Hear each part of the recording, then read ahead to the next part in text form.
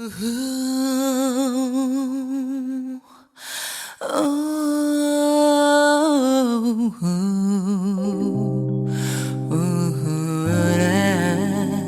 64 அதில் ஆணும் பெண்ணும் அறிந்தது எத்தனை ரகசிய கேள்விகள்.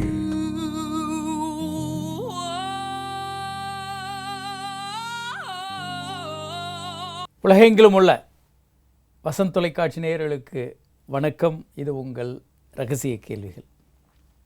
சமீபத்தில் ஏராளமான திருமணங்கள் டைவர்ஸ் ஆகிறத பற்றி தான் இப்போது தொடர்ந்து நம்ம பேசிகிட்டு இருக்கோம். இந்தியா போன்ற நாடுகளில் இது ஒரு முக்கியமான விஷயம் என்னென்னா, பெண்களுக்கு எதிரான வன்முறை, பெண்களை சமமாக பாதிக்காத ஒரு நிலை இருக்கிறத நம்ம பார்த்துக்கிட்டு இருக்கோம். அது ஒரு முக்கியமான காரணம் இந்த டைவர்ஸும் கூட.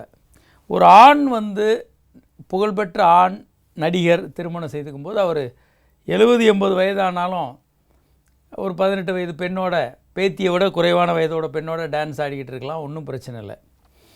ஆனால் அதே ஒரு பெண் 18 வயது பெண் 20 வயது பெண் திருமணம் செய்தாலும் உடனடியாக நடிப்பை விட்டு விலகிடணும், தியாகம் பண்ணிட்டு போயிடணும், யார் கூடயும் போய் ஒரு நடிகையாக இருக்கக்கூடாது அப்படின்ற ஒரு எழுதப்படாத விதிமுறைகள் தான் ஒரு மிகப்பெரிய டிஸ்பாரிட்டி ஆண்களுக்கும் பெண்களுக்கும் சமுதாயத்தில் இருக்கிறத நம்ம பார்க்க முடியும். அதை மட்டுமல்ல, பெண்களுக்கு எதிரான வன்முறை இது ஒரு மன ரீதியான, சோஷியல் ரீதியான வன்முறை. ஆனால் ஏராளமான வன்முறைகள், உடல் ரீதியான, மன ரீதியான வன்முறையையும் பெண்கள் சந்திக்க வேண்டியிருக்கு. அது என்னன்னு நம்ம பார்ப்போம். அதுக்கு முன்னால் ஒரு காலர் பார்த்துருவோம். ஹலோ. ஹலோ, வணக்கம். யார் எங்கேருந்து பேசுகிறீங்க சார்? சார் என் பேர் ராஜேஷுங்க. ராஜேஷ், சொல்லுங்கள். மானாமதுரையிலேருந்து பேசுகிறோம். சொல்லுங்கள் சார். ஒன்றும் இல்லை, என் வயசு 25. சரிங்க சார். என்னோட ஆணுறுப்பு சின்னதாக இருக்குது. சரிங்க சார். வீக்கான இருக்காங்க. ஆணுறுப்பு சரி பண்ணலாங்க, ஒன்றும் பிரச்சனை இல்லைங்க. ஏராளமான முறைகள் இப்போ புதிதாக வந்திருக்கு. இந்த துறையில் நம்ம ஏற்கனவே சொல்லியிருக்கோம், இந்த துறையில் வல்லுநர்கள் அப்படின்னா கொரியன்ஸ் தான் நமக்கு உலகம் முழுவதுமே லீடர்ஸ். இதில் இரண்டாவது அதிகமாக இந்த மாதிரி கேசஸ் ஆணுறுப்பை பெரிதுபடுத்துதல்னா சென்னையில் தான் நிறைய பண்ணுறோம். எப்படி பண்ணோம்? முதல்ல உங்களை பரிசோதிக்கணும். ஹார்மோன்கள் குறைபாடு இருந்தால் ஹார்மோன்களை சரி பண்ணலாம். அடுத்து உறுப்புகள் பெரிதுபடுத்துறதுக்கு ஆணுறுப்பில் இன்ஜெக்ஷன்ஸ் போடலாம்.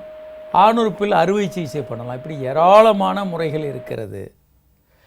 முன்ன இதில் தயக்கம் இருந்தது மருத்துவத்துறையில், வேண்டியதில்லை அப்படின்னு. ஆனால் பெண்கள், ஒரு பெண் எனக்கு பெரிய பெண் மார்பகம் இருக்கணும், அப்போ தான் எனக்கு தொழில் செய்ய முடியும், ஒரு மாடலிங் நடிகையாக இருக்க முடியும், இல்லை என் கணவர் சின்னதாக இருக்குது விவாகரத்து பண்ண வரேன் அப்படின்னு சொல்கிறாரு. இப்படி ஏராளமான சிக்கல்கள் ஒரு பெண் எதிர்கொள்கிற மாதிரி ஆண்களும் கூட, எனக்கு ஸ்விம்மிங் பூல் போயிட்டு ஜட்டியோடு நிற்க முடியல, எனக்கு அது என் மனைவி என்ன ஆணுறுப்பு சின்னதாக இருக்குதுன்னு சொல்கிறா. இப்படி ஏராளமான ஆண்கள் கம்ப்ளைண்ட் பண்ணுறாங்க. இப்போது அதுவும் இந்த போர்னோகிராஃபி வந்த பிறகு கம்பேரிசன் ரொம்ப அதிகமாகிடுச்சு. ஒரு காலர் பார்த்துருவோம். ஹலோ. ஹலோ, வணக்கம் சார். வணக்கம். யார் எங்கேருந்து பேசுகிறீங்க? ஈரோட்டில் இருந்து சுரேஷ் பேசுகிறேன். சுரேஷ், சொல்லுங்கள். ஒய்ஃபுக்கு வெள்ளைப்படும்போது செக்ஸ் வச்சுக்கலாங்களா? பொதுவாக வெள்ளைப்படுதல் இயல்பாக பெண்களுக்கு இருக்குங்க கொஞ்சமாக. ஆமாம். ஏராளமான ப்ரொஃப்யூஸாக நிறைய வெள்ளைப்படுது, அல்லது துர்நாற்றத்தோடு வெள்ளைப்படுது, அல்லது வேறு பிரச்சனைகள், ஒரு மஞ்சளாக, ஒரு கலராக, எரிச்சல், அரிப்போடு இருக்குன்னா அது கிருமி தொற்றுன்னு எடுத்துக்கலாம். அந்த நேரம் அதை க்யூர் பண்ணிவிட்டு நீங்கள் செக்ஸ் பண்ணிக்கலாம். சரிங்க சார். இல்லை, அது ஆணோட விந்து மாதிரி தான் இருக்குது. அப்படி பெண்களுக்கு அது இல்லைங்க, வெள்ளையாக தான் இருக்கும். நீங்கள் அந்த மாதிரி அரிப்பு, ஒரு துர்நாற்றம் அதெல்லாம் இருந்தால் அதை க்யூர் பண்ணிக்கோங்க. அது இன்ஃபெக்ஷன், கிருமி தொற்று. சரிங்க சார். ஒரு நாளைக்கு எத்தனை டைம் உடல் உறவு வச்சுக்கலாம்? எத்தனை முறை வேணாலும் நீங்கள் வச்சுக்கலாம். அதுக்கு ஒன்றும் அளவெல்லாம் கிடையாது. உங்கள் 2 பேருக்கு எத்தனை முறை பிடிக்குதோ அத்தனை முறை வச்சுக்கலாம். சரிங்க. 4-5 முறை சாதாரணமாக வச்சுக்கலாம், ஒன்றும் பிரச்சனை இல்லை. பொதுவாக செக்ஸ் எப்படி ஃப்ரீக்குவென்சி இருக்குன்னா, திருமணமான புதுதில் கொஞ்சம் டைம் இருக்குதுன்னு வச்சுக்கோங்க, கணவனும் மனைவி ஒரு நாளைக்கு 4-5 முறை செக்ஸ் வச்சுக்கலாம். அப்புறம் கொஞ்சம் கொஞ்சமாக அது குறைஞ்சிக்கிட்டே வரும். ஒரு 2 வருஷம் 3 வருஷத்தில், ஒரு முதல் வருஷம்லாம் டெய்லி இருக்கும். அதுக்கப்புறம் சில வருடங்கள் கழித்து வாரத்துக்கு 4-5 முறைன்னு இருக்கும். அப்புறம் 10 வருஷத்துலலாம் வாரத்துக்கு 1 முறை 2 முறைன்னு குறையும். இது இயல்பானது, கவலைப்பட வேண்டாம். சரி, பெண்களுக்கு எதிரான வன்முறை அப்படின்னு நம்ம பேசும்போது 5ல் ஒரு பெண் வந்து குடும்ப வன்முறைக்கு உள்ளாகிறாங்க. உலகம் முழுவதும், இந்தியாவில் இது இன்னும் அதிகமாக இருக்கும், 50% வரைக்கும் இருக்கும். உலகம் முழுவதுமே முன்னேறிய நாடுகளையும் சேர்த்து 5ல் ஒரு பெண் குடும்ப வன்முறை அடிக்கிறாங்க குடும்பத்தினர்.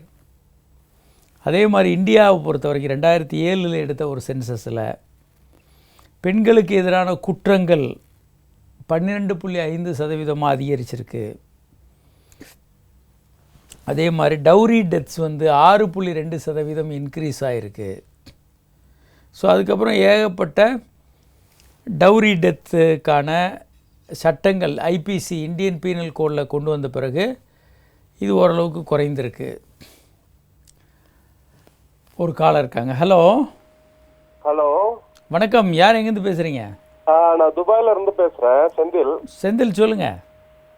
ஆக்சுவலி இந்த மசாஜ் பார்லர் போயிருந்தோம். அப்போ வந்துட்டு விரல் வச்சு அவங்கள தூண்டணும், அதனால ஏதாவது நோய் வருமா டாக்டர்? விரல் வச்சு மார்பகங்களை தூண்டுறீங்க, தோல் மேலே தூண்டினா ஒன்றும் வராது. ஓகே. பெண்ணுறுப்பு உள்ளே இருக்க திரவம் வந்து பட்டுது, உங்கள் விரலில் கட்டு ஏதாவது இருந்தால் ஏதாவது வர்றதுக்கு வாய்ப்பு இருக்குது. பெண்ணுறுப்பில் வந்து ஒரு ஒரு ஒரு சிஃபிலிஸ் நோய் இருக்குது, அது தொட்டால் வர்றதுக்கு வாய்ப்பு இருக்குது. பொதுவாக மற்றபடிக்கு நார்மலாக இருக்கும்போது தொட்டா ஒன்றும் இது இல்லை, வராது, கவலைப்படாதீங்க. ஓகே. இன்னொரு கேள்வி இருக்கு. இது ஆணுறுப்புல எனக்கு ஆக்சுவலி சோரியாசிஸ் ப்ராப்ளம் இருக்கு. அப்போ ஆணுறுப்புல அது சோரியாசிஸ் வர்றதுக்கு சான்ஸ் இருக்குங்களா? பொதுவாக அது ரேர் தாங்க, பொதுவாக காமனாக அப்படி வர்றதில்லை. ஆக்சுவலாக ஒரு வெள்ளையாட்டு ஒரு டாட் மாதிரி இருக்குது, ஸோ அது டவுட்டாக இருந்தது. இல்லை, நீங்கள் எல்லாத்தையும் பார்த்து பயப்பட வேண்டியதில்லை. ஆணுறுப்புல ஒரு வலி இருக்கிறது, அதனால தான் டவுட்டா. நீங்கள் அது மருத்துவர்கிட்ட காட்டுங்க. பைரோனி டிசீஸ் போன்ற நோய்களும் கூட சொரியாசிஸ் இருக்கவங்களுக்கு வரலாம். Okay okay. நீங்கள் ஒரு முறை டாக்டரை பாருங்கள், செக் பண்ணிவிட்டு உங்களுக்கு என்ன பிரச்சனைன்னு சொல்லிடுவாங்க. அது ஆக்சுவலி சொரியாசிஸ் ட்ரீட்மெண்ட் பண்ணணுமா இல்லை நம்ம இது செக்ஸாலஜி ட்ரீட்மெண்ட் பண்ணணும்? ஆணுறுப்புல வலின்றது தனியாக செக்ஸாலஜி மருத்துவர்கிட்ட பார்த்துக்கோங்க. ஓகே ஓகே, நன்றி. நன்றிங்க. ஸோ இப்போது இந்தியாவை பொறுத்த வரைக்கும் பெண்களுக்கு எதிரான வன்முறை அப்படின்றத பல்வேறு வகையில் பார்க்குறாங்க. பெண்களுடைய நிலைமை எப்படி இருக்குது? பார்லிமெண்ட்டில் வந்து பெண்கள் எண்ணிக்கைன்னு பார்த்தா மிக மிக குறைவு. 100% பெண்கள் வாழ்கிற நாட்டில் எத்தனை பேர் பார்லிமெண்ட்டில் இருக்கிறாங்க? சொற்பந்தான். அதே மாதிரி செக்ஸ் ரேஷியோவும் பெண்கள் 927 பெண்களுக்கு 1000 ஆண்கள், 2 பேரும் சமமாக இல்லை. பெண் உயிர் கொலை இன்னும் இருக்குன்னு சந்தேகப்படுறாங்க.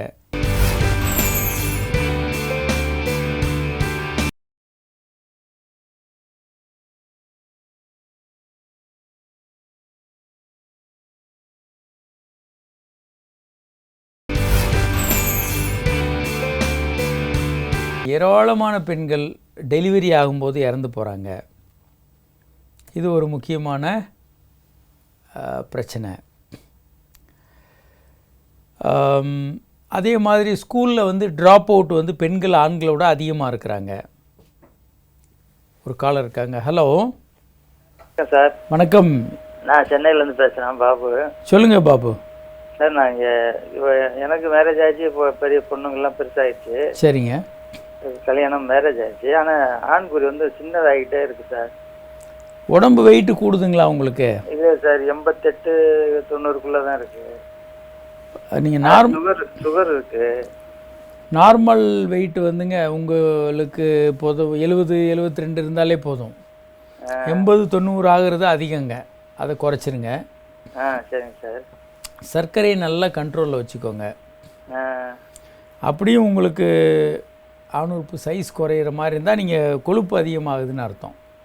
கொழுப்பு அதிகமாக இருக்கும். ஆமாம். 2வது ஆண் ஹார்மோன் குறைவாக இருக்கிறதுக்கு வாய்ப்பு இருக்குது. நீங்கள் ஒரு மருத்துவரை பார்த்து செக் பண்ணிங்கன்னா ஆண்ட்ரோபாஸ் அப்படின்னு ஒரு கண்டிஷன் இருக்குது. பெண்களுக்கு மெனோபாஸ் வர்ற மாதிரி ஆண்களுக்கு ஆண் ஹார்மோன் குறையிறது ஆண்ட்ரோபாஸ். ஓ சரி சார். இந்த ஆண்ட்ரோபாஸ் வரும்போது ஆண் ஹார்மோன் ரொம்ப குறைந்து போய் ஆண் உறுப்பு கொஞ்சம் சின்னதாக வாய்ப்பு இருக்குது. ஓகே. ஆல்கஹால் ரொம்ப சாப்பிட்றவங்களுக்கும் இல்லை சார், அந்த மாதிரி எதுவும் இல்லை. கல்லீரல் பாதிக்கப்பட்டு விரைப்பைகள் சுருங்கி ஆண் உறுப்பும் சின்னதாகலாம். ஓ, அந்த மாதிரி இல்லை. ஆல்கஹால் தொப்பை ரொம்ப பெருசாச்சுனாலும் சரி, விரை வீக்கம் வந்தாலும் ஆண் உறுப்பு சின்னதாகலாம். ஆண் உறுப்பு வந்துங்க தோல்லேருந்து வர்றதில்லை, உள்ளே இருக்கிற எலும்புக்கிட்ட இருந்து வரும். ஸோ நீங்கள் 4 இன்ச்சு தொப்பை அதிகமாக கொழுப்பு அதிகமாச்சுன்னா 4 இன்ச்சு ஆண் உறுப்பு வெளியே தெரியாது. இதுக்கு ட்ரீட்மெண்ட் எடுக்கலாம். கண்டிப்பாக நீங்கள் ட்ரீட்மெண்ட் எடுத்து இதை சரி செய்து கொள்ளலாம். Okay sir. முழுமையாக சரி பண்ணலாம், கவலைப்படாதீங்க. ஸோ இப்போது ஒரு பெண்களுக்கு எதிரான இந்த வன்முறையை தடுப்பதில் ஆண்களாகிய நமது பங்கு என்ன? இப்போது நமக்கு ஈக்குவலான, இப்போ மிருகங்களில் வந்து ஆண் பெண் வித்தியாசம் கிடையாது. எல்லா பூனை நாய் எந்த விலங்கினங்கள் எடுத்தாலும் ஆண் பெண் இனத்திற்கு எந்த வித்தியாசமும் இல்லை. மனிதர்கள் மட்டும் ஆண்கள் உயர்ந்தவர்கள் அப்படின்ற மாதிரியான எண்ணம். ஏன்னா எங்கள் பார்லிமெண்ட்டு சொசைட்டியில் வேலை செய்கிறவங்கன்னு எடுத்தால் பெரும்பாலும் ஆண்கள். பெண்கள் வந்து ஆண்களுக்கு சேவை செய்யக்கூடிய வேலைக்காரிகளாக வச்சுக்கிட்டு இருக்கிறது சொசைட்டியினுடைய ஒரு மிகப்பெரிய பிரச்சனை. இதை தான் தந்தை பெரியார் மிக கடுமையாக எதிர்த்தவர். இப்போது இந்த விஷயங்கள் ஆண்கள் என்ன செய்யணும்? பெண்களுக்கு எதிரான வன்முறை ஆண்கள் எப்படி, சரியான ஒரு ஆண்மகன் எப்படி எதிர்கொள்ளணும்? ஒரு காலர் பார்ப்போம். ஹலோ. வணக்கம் சார். வணக்கம். யார் எங்கேருந்து பேசுகிறீங்க? நாகப்பட்டினம் மாவட்டத்தில் பேசுகிறேன் சார். சொல்லுங்கள் சார். ஆண்குறை வரப்ப இருக்க மாட்டேங்குது சார். அது வந்து சீக்கிரமாக வந்துடுது சார். சரிங்க. 2 பிரச்சனை. வயசு என்னங்க உங்களுக்கு? வயசு 36 வயசாகுது. சரி, 2 பிரச்சனை சொல்லியிருக்கீங்க. ஒன்று விரைப்புத்தன்மை கம்மியாக இருக்குது, இன்னொன்று விந்து சீக்கிரம் வந்துடுதுன்னு. இது ஒன்றோட ஒன்று இயல்பாக தொடர்புடைய பிரச்சனைகள் தான். இதை 2ஐயுமே சரி செய்து கொள்ளலாம். முக்கியமாக 2 பிரச்சனையும் இருக்கிறதுனால நீங்கள் உடனடியாக ஒரு மருத்துவரை பாருங்கள், செக்ஸாலஜிஸ்ட்டு. உங்களை அவங்க செக் பண்ணிவிட்டு ஏதாவது காரணங்கள் இருந்ததுன்னா அதை சரி பண்ண முடியும். சில பயிற்சிகள் டாக்டர் உங்களுக்கு சொல்லித்தரலாம். சில பயிற்சிகள் உங்களுக்கு பலனுள்ளதாக இருக்கும் நீண்ட நேரம் செக்ஸ் பண்ணுறதுக்கு. அதே மாதிரி சில முக்கியமான விஷயங்கள், மருந்துகள் வந்து உங்களுக்கு பயன்படும். ஆண்மை குறைவு சரி பண்ணுறதுக்கு நம்ம ஏற்கனவே இந்த நிகழ்ச்சியில் சொல்லிகிட்டு இருக்கோம். மாத்திரைகள் ஃபஸ்ட் லைன் வந்து மாத்திரைகள் பெருமளவுக்கு ஆண்மை குறைவை சரி பண்ணிடும். 2வது ஷாக்வேவ் தெரப்பி, ஆணுறுப்பில் போடக்கூடிய இன்ஜெக்ஷன்ஸு, காற்றழுத்த சிகிச்சை, இப்படி ஏராளமான முறைகள் இருக்குது. 3வது லைன்னு பார்த்தா அறுவை சிகிச்சைகள். ஆணுறுப்பில் சைலாஸ்டிக் டியூப் வச்சா பண்ணலாம். ஏராளமாக அந்த கேசஸ் பண்ணுறோம். நல்ல முழுமையாக 2 பிரச்சனையும் சரியாயிடும். ஸோ நீங்கள் ஒரு பாலியல் மருத்துவரை பாருங்கள், டோட்டலாக சரி பண்ணிக்கலாம். பெண்களுக்கு எதிரான இந்த வன்முறையை தடுப்பதில் ஒரு நல்ல ஆண்மகன் என்ன செய்யணும்? நீங்கள் வந்து தனிப்பட்ட முறையில் வீட்டு வேலைகள், குழந்தையை பார்க்குறது போன்ற விஷயங்களை 50% உங்கள் மனைவியிட்டேருந்து நீங்கள் வாங்கி நீங்கள் பண்ணுங்கள். அது ஒரு நல்ல ஆண்மகனுடைய முக்கியமான வேலை. அதே மாதிரி பெண்களுக்கு எதிரான வன்முறை வீட்டில் நடந்தாலும் சரி, அதை ஆஃபீஸில் நடந்தாலும் அதை எதிர்ப்பதில் முதல் ஆளாக நில்லுங்க. பல இடங்களில் இந்த மாதிரியான சிந்தனைகளை தோற்றுவிக்க வேண்டும். யாராவது ஒரு பெண்ணை வந்து ஒரு ஆஃபீஸில் துன்புறுத்தினாங்கன்னா அதுக்கு எதிராக பெண்களுக்கு ஆதரவாக நிற்க வேண்டும். வீட்டிலே அதே மாதிரி பெண்களுக்கு எதிரான வயலன்ஸுக்கு எதிராக நிற்க வேண்டும். அடுத்து ஒரு பெரிய பிரச்சனை பண்ணுறாங்க அப்படின்னா ஈவன் போலீஸில் கம்ப்ளைண்ட் பண்ணி பெண்ணை பாதுகாக்கிறதுக்கான உதவியாக இருக்கணும். அதே மாதிரி பல்வேறு நலவாழ்வு திட்டங்கள் அரசாங்கமோ இல்லை பல்வேறு முறைகளில் கிடைக்கும்போது அது பெண்களுக்கு கிடைக்க செய்யணும்.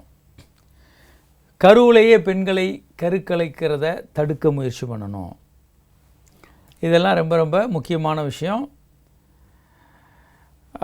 இதில் என்னென்ன எதிர் வினைவுகள் இருக்கும்? இன்றைக்கெல்லாம் நம்ம ஃபேஸ்புக்கு மற்ற விஷயங்கள்லாம் பார்த்தா பெண்களுக்கு எதிரான கருத்துக்களை மோசமாக போடுறதை நம்ம பார்க்க முடியும்.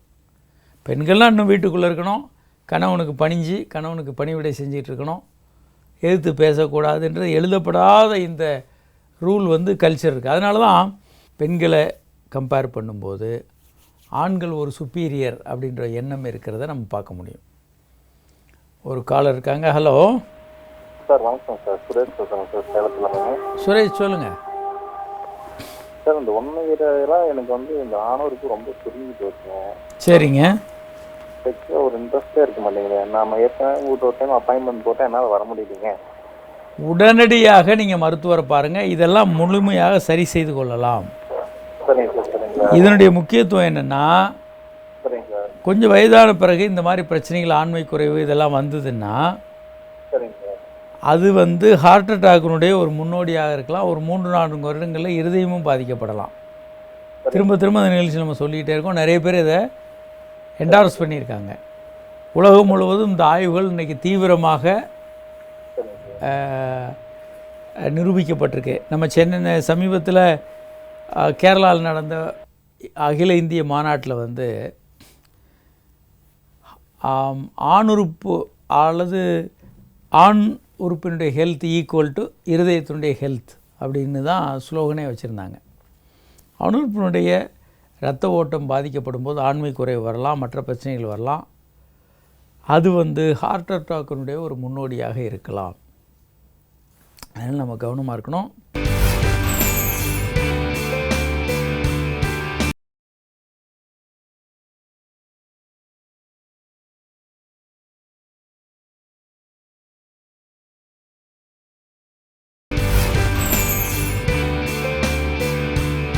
பெண்களுக்கு எதிரான ஹானர் கில்லிங் போன்ற விஷயங்களை கடுமையாக எதிர்க்க வேண்டும். பெண்களை மோசமாக நடத்துறது, வீட்டில் ஆஃபீஸில் போன்ற இடங்களில் மோசமாக நடக்கிறத கடுமையாக எதிர்க்க வேண்டும்.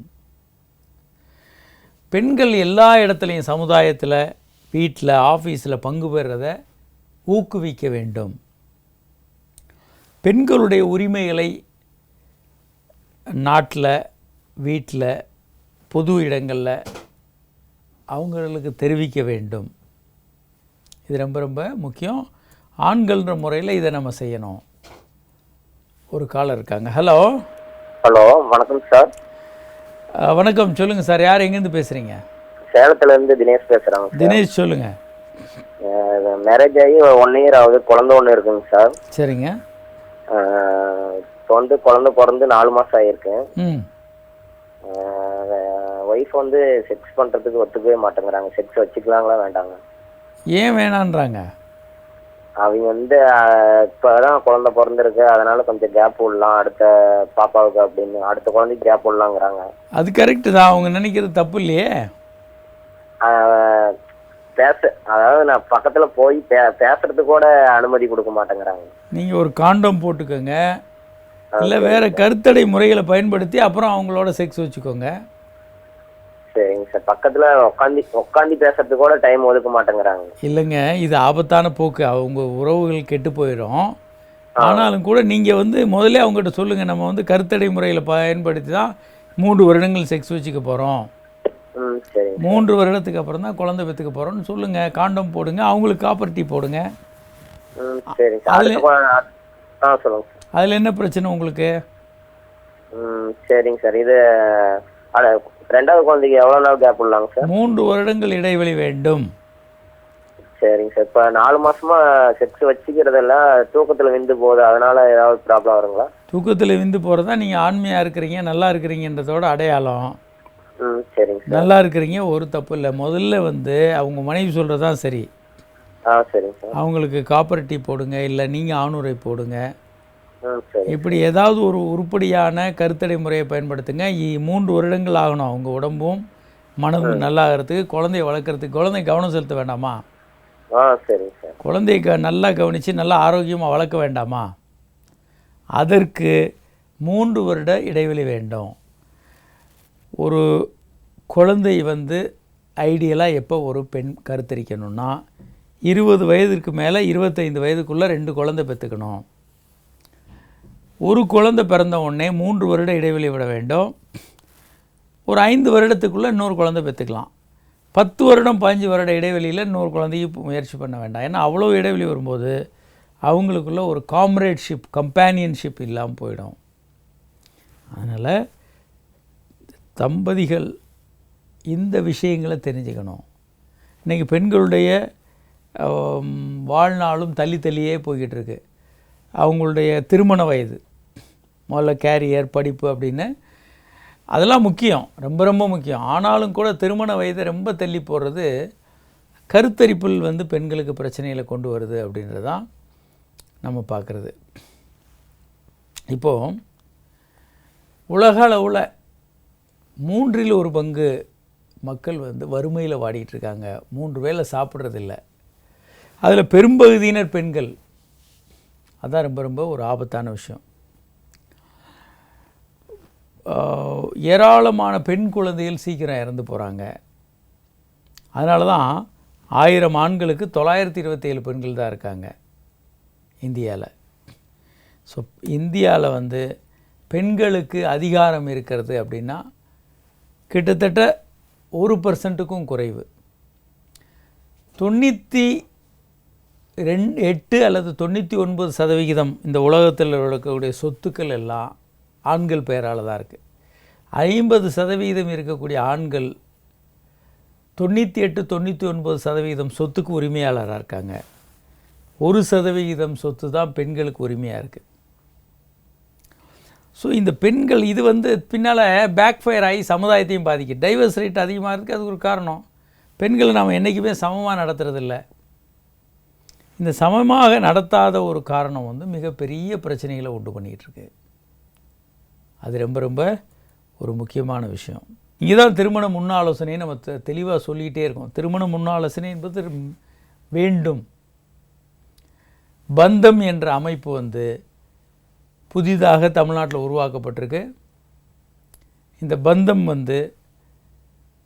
திருமண முன் ஆலோசனைக்கு ஒரு முக்கியமான வழிகாட்டுதலாக இருக்கும். ஒரு காலர் இருக்காங்க. ஹலோ, வணக்கம் டாக்டர். வணக்கம். யார் எங்கேருந்து பேசுகிறீங்க சார்? சென்னையிலேருந்து குமார் பேசுகிறேன் டாக்டர். குமார் சொல்லுங்கள். டாக்டர், மார்னிங் மோஷன் போகும்போது சொல்லுங்கள் சார். அது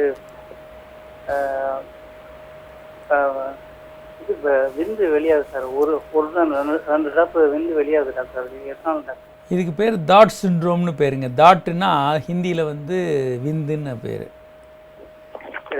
நீங்கள் வெஸ்டர்ன் டாய்லெட்டில் உட்காந்து ரிலாக்ஸாக போனீங்கன்னா இப்படி வராது. ஆமாம் டாக்டர். வெஸ்டர்ன் டாய்லெட்டில் உட்கார முடியல, அதனால நின்றுட்டு. இந்தியன் டாய்லெட்டில் உட்காந்து முக்குனீங்கன்னா இந்த மாதிரி அந்த ப்ராஸ்டேட் சுரப்பி கம்ப்ரஸ் ஆகி விந்து கொஞ்சம் வெளியே வர்றதை பார்க்க முடியும். இது பிரச்சனை அல்ல. அந்த முக்கும்போது அந்த ப்ராஸ்டேட் சுரப்பி அமுங்கி 1 or 2 drops விந்து போன்ற ப்ராஸ்டேட் சுரப்பி திரவம் வெளியாகிறத பார்க்க முடியும். இப்போ ஒரு 10 நாள் அந்த மாதிரி வரதில்லை டாக்டர். சரி. அது ஒரு வாரத்துக்கு முன்னாடி தூங்கிட்டு இருக்கும்போது விந்து வெளியாயிடுச்சு. ஸோ அதனால் அதுலேருந்து காலையில் மார்னிங் போகும்போது அந்த மாதிரி வர்றதில்லை. முதல்லங்க இது எல்லாமே இயல்பு. நமக்கு என்ன பிரச்சனைனாங்க, வாழ்க்கையில் நமக்கு எங்கேயுமே எது சரி எது தப்புன்னு ஒரு அடிப்படையான விஷயங்களை கூட நம்ம யார்கிட்டையும் கேட்க முடியாது. ஸோ ஒரு மிகப்பெரிய கோடிக்கணக்கான மனிதர்களுக்கு சாதாரண இயல்பான விஞ்ஞானத்தை சொல்லித்தராமல் அவருடைய வாழ்க்கையை சீரழிக்கிறது இந்தியாவில் ஒரு முக்கியமான சிக்கலான விஷயத்தை உண்டு பண்ணுது. இந்த பாலியல் கல்வியில் ஈக்குவாலிட்டி ரொம்ப நம்ம முக்கியம். பெண்களுக்கு சமமாக பெண்களை நடத்த வேண்டும். அவர்களும் மனிதர்களே நம்மளை மாதிரி 1 கிலோ மூளை வச்சுருக்கிறாங்க. நம்மளை மாதிரி எண்ணங்களும் அன்பு நேசம் உள்ளவங்க. அவங்கள சரியாக நடத்த வேண்டும் அப்படின்றதெல்லாம் நம்ம சொல்லித்தரணும். நம்ம உடலை பற்றி விந்து வர்றது, தூக்கத்தில் விந்து வர்றது, பல்வேறு விஷயங்கள் எது தவறு எது சரின்னு சொல்லித்தரணும். நான் டெய்லி ஏராளமான இளைஞர்களை பார்க்குறேன். எங்கேயாவது போய் ஒரு மசாஜ் பார்லரில் செக்ஸ் பண்ணேன், பார்ட்டியில் தண்ணி போட்டு ஒரு அன்னோன் பர்சனோட செக்ஸ் பண்ணேன் காண்டம் இல்லாமல், காண்டம் கிழிஞ்சிருச்சு. இப்படி ஏராளமான பேர் வந்துக்கிட்டு தான் இருக்காங்க. இது ஒரு பெரிய ரிஸ்க் பிஹேவியர்னு நம்ம சொல்லிக்கிட்டே இருக்கோம். வாழ்க்கையில் 5 விஷயங்கள் மிகப்பெரிய ரிஸ்க்குன்னு சொல்கிறோம். வாழ்நாளை குறைக்கக்கூடிய 5 பெரிய ரிஸ்க்கு. ஒன்று வந்து இந்த ஆல்கஹால் ஸ்மோக்கிங், அடுத்து வந்து எக்ஸசைஸே பண்ணாமல் இருக்கிறது, உட்கார்ந்தே இருக்கிறது, அவங்க சீக்கிரம் இறந்து போயிடுவாங்க. ஒபிசிட்டி, இப்படி ஏராளமான விஷயங்கள். அதில் ஒன்று நம்ம முக்கியமாக இப்போ சேர்த்துருக்கிறது, செக்ஸில் ரிஸ்க் எடுத்து செக்ஸ் பண்ணுறது, யாருடையாவது செக்ஸ் பண்ணுறது காண்டம் இல்லாமல். இது ஒரு ரிஸ்கி பிஹேவியர், சீக்கிரம் இறந்து போகிறதுக்கான ஒரு முக்கியமான வாய்ப்பு. பந்தம் என்ற அந்த அமைப்பு, இந்த குடும்பத்தை பெண்களை சமமாக நடத்தக்கூடிய, திருமணத்திற்கு முன்பு ஆலோசனை கொடுக்கக்கூடிய இந்த பந்தம் என்ற அமைப்பு தமிழ்நாட்டில் உருவாக்கப்பட்டிருக்கு. இதை பற்றிய தகவல்கள் வேணும் அப்படின்னு நினைக்கிறவங்க ஃபேஸ்புக்கில் டாக்டர் காமராஜ் என்ற அட்ரஸில் நீங்கள் பார்க்க முடியும். இது பந்தத்தை பற்றிய பல்வேறு விஷயங்களையும் தகவல்களையும் இந்தியா முழுவதும் அந்த தகவல்கள் இருக்குது, அதை தெரிந்து கொள்ள முடியும். இன்று இந்த நிகழ்ச்சியில் பங்கு பெற இயலாத வாசகர்கள் உங்கள் கேள்விகள் எங்களுக்கு SMS மூலமாக அனுப்பலாம். 9841266666 என்ற எண்ணுக்கோ 94476666 என்ற எண்ணுக்கோ உங்கள் கேள்விகள் எங்களுக்கு SMS மூலமாக அனுப்பலாம். அல்லது hi@drkamarajhospital.com என்ற மின்னஞ்சல் முகவரிக்கு உங்கள் கேள்விகள் எங்களுக்கு மின்னஞ்சல்கள் அனுப்பலாம். மீண்டும் நாளை சந்திப்போம். வணக்கம்.